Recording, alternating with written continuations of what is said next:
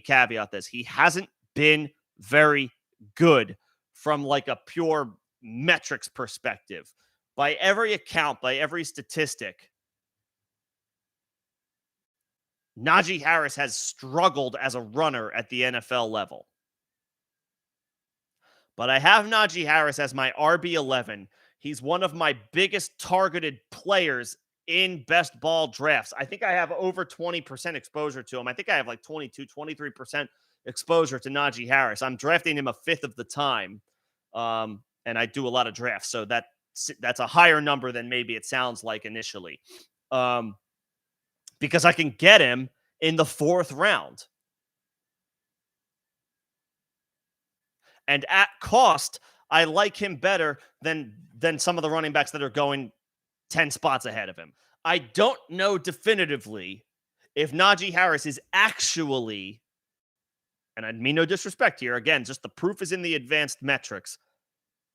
I don't know definitively if Najee Harris is actually a good NFL running back. But what I do know is for all of the Jaylen Warren love that is out there, the Steelers not too long ago made Najee Harris a first-round pick and proceeded to give him over 400 touches as a rookie. And the reason he probably didn't get more was because, you guessed it, look, again, like clockwork, big workload. He went into last training camp, hurt, not healthy. He was dealing with the foot injury, remember?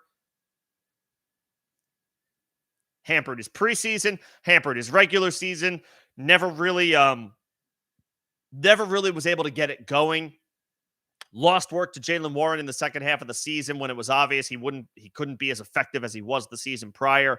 And he lost a lot of production in the form of dump-offs from Ben Roethlisberger, who was a noodle arm, dead quarterback his last season in the league, which was Najee's rookie year. Now it's Kenny Pickett. So how many targets Najee receives is still a little up in the air. He didn't get that volume that he enjoyed with Ben Roethlisberger. But now he can be drafted in the fourth round, and you expect him to be a bell cow in a Steelers offense that under Mike Tomlin historically likes to have bell cow running backs. They did it with Najee Harris. They've done it in the past throughout Mike Tomlin's tenure. Got to, like with Le'Veon Bell, got to imagine we go back to the well here with Najee Harris. They do the same thing now that he is healthy, and you can get him in the fourth round. He's got an ADP of around 37 overall, so end of the third in 12-team drafts. That's a price I'm willing to pay considering we were spending late first, early second round picks on Najee Harris in redraft leagues just last year. The Steelers addressed their offensive line, so that should be an improvement. They were a good offense overall in the second half of the season last year, so obviously we're hoping for a little bit of momentum carryover.